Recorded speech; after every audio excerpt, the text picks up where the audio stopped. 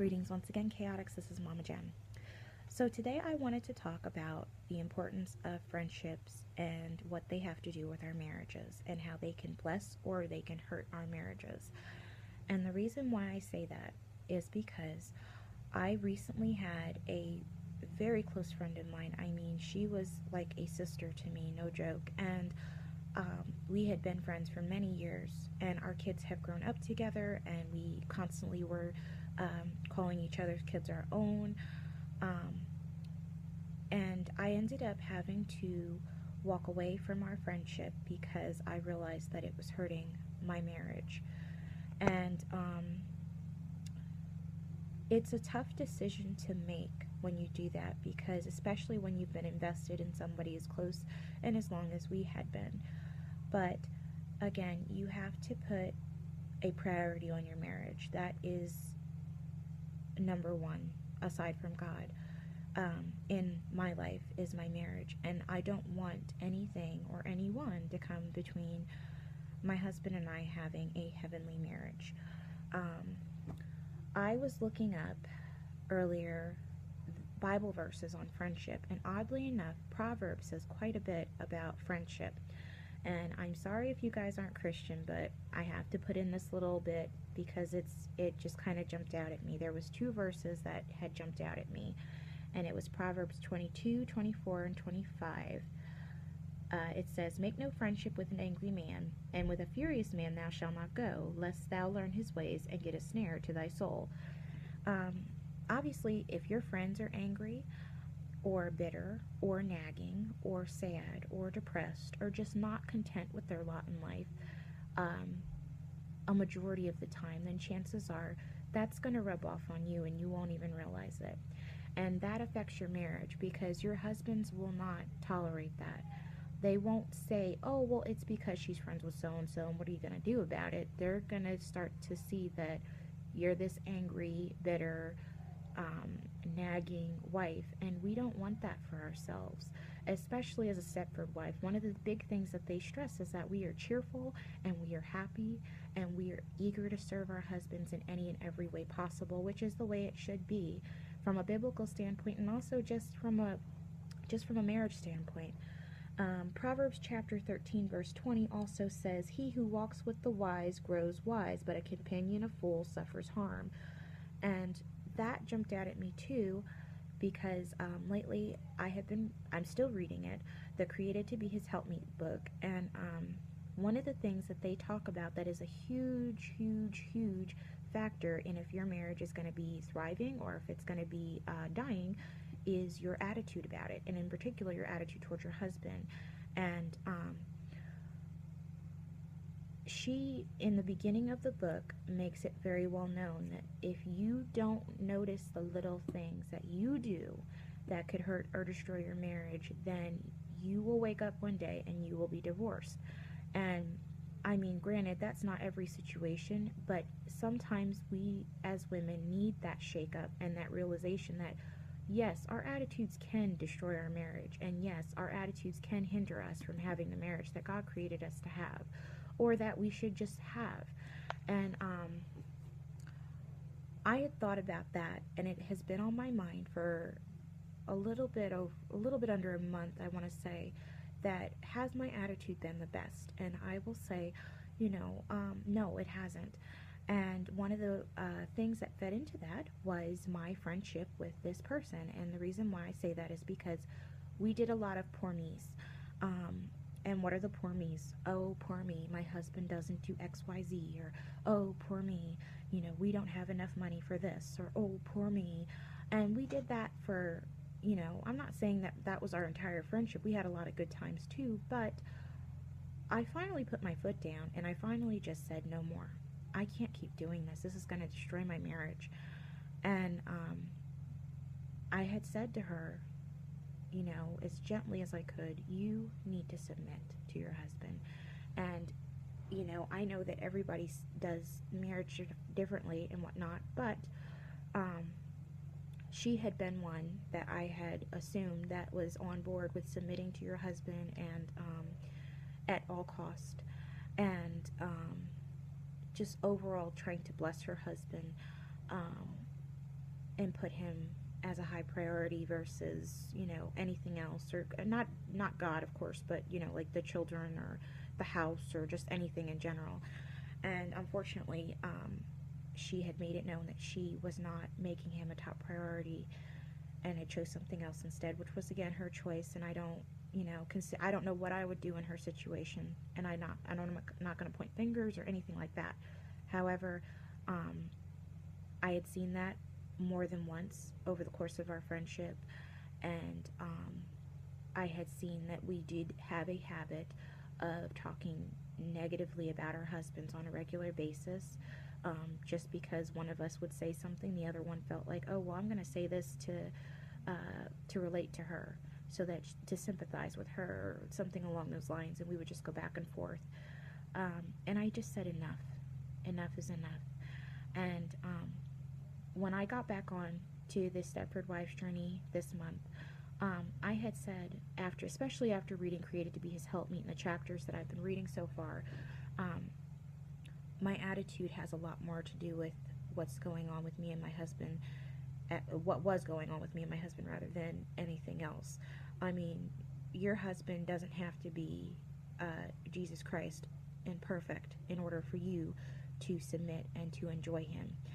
Obviously, you loved him enough to marry him, so I do not see why we think that once we are married, that we can just treat them any which way and that they're going to stick around. Now, granted, yes, a man should be fulfilling his vows and everything else, but it will be harder for a man to do that if we're not in the right frame of mind, and it will be hard to stay in the right frame of mind if we do not have friends surrounding us to keep us in the right frame of mind. So, I had just been thinking about that, and if you have people like that in your life, you have to weigh out the pros and cons, but you have to really see, is this affecting my marriage? Because I think I had said that it was starting to affect my marriage, and I had realized that when I had gotten off of social media, I was off of Facebook, rather. I shouldn't just say social media, because obviously, hello, YouTube is social media. But once I got off, that our relationship blossomed so much more, because I wasn't having 30 women tell me how to be in a marriage, and 25 of them were telling me, my husband was wrong, and 5 of them were saying, what can you do to improve this? Don't worry about what your husband's going on. What can you do to improve this? And it was hard for me to stay on course with my attempts at being a submissive wife when I have so many people in my life just trying to make my husband like he's on a different team, like he's the bad guy, and he's not. I mean, granted, yeah, we slip up, both of us do, and sometimes my temper will flare, and sometimes his temper will flare, but, regardless of that, how am I responding to it? And more importantly, how are my friends allowing me to respond to it, So, I just wanted to say that, in hopes to make you guys reflect a little bit more on that, because, you may not see it, but if you're not careful, they can destroy your marriage. And from a single mother's perspective, which I was before I got married to my husband, I don't want that. I don't want anything to come in between me and my husband, and I do not want to go back ever to that life, because it was hard as a single mom. And I had a lot of people telling me, oh, he doesn't deserve you, you could do so much better. But you know what, it was ultimately my choice. And now that I look back, of course I love this man, and I would do anything for this man, and vice versa. And if I had let my friendships dictate or heavily influence my decision or my decisions in my marriage or before I got married, I would probably still be single. I would probably still be miserable. I would definitely still be more stressed out than what I am now. And I wouldn't be going into the God-fulfilling role that I had been placed in, which is his helpmeet and his wife, which was a blessing to me, personally.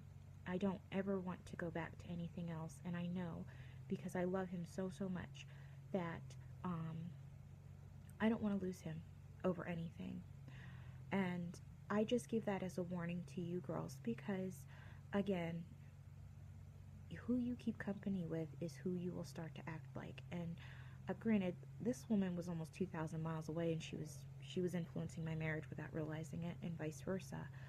Um, so if you have somebody like that in your life, and you're thinking, but they're so close, or we've been friends for so long, or you have to evaluate, is that friendship worth your marriage? And that's a scary thought, and that's a sobering thought, and it's a deep thought, but it's true. Is that friendship worth your marriage? Because if you have somebody feeding into you all the time, every time your husband does something wrong, and telling you what to say, or just in general, just giving you negative feedback, then it might be worth cutting the cord on that friendship. And like I said, I had ended that friendship recently, and it hurt because we agreed on pretty much everything. She loved to cook, she loved to clean, she loved being in her home, and she loved her kids and being a homemaker. But she had,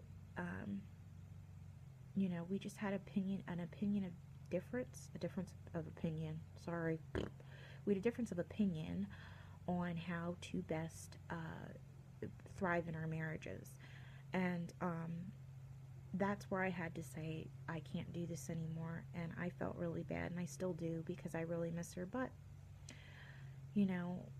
that's the call that we have to make sometimes, and that's part of adulting. Unfortunately, we just have to deal with it. So surround yourself with people that are in the same boat as you or better. That's one thing that I'd like to suggest, and the reason why is because if you're around negative Nancy's or Debbie Downers, and their marriages are looking pretty awful, you probably don't want to be their friend. I know that we all have crappy days. I totally get that. But if they're happening more often than the good days, then chances are it's a heart issue and not just, life sucks sort of thing. And that's when you need to reevaluate your heart and theirs, and if it's worth keeping the friendship. So that was my thought for today.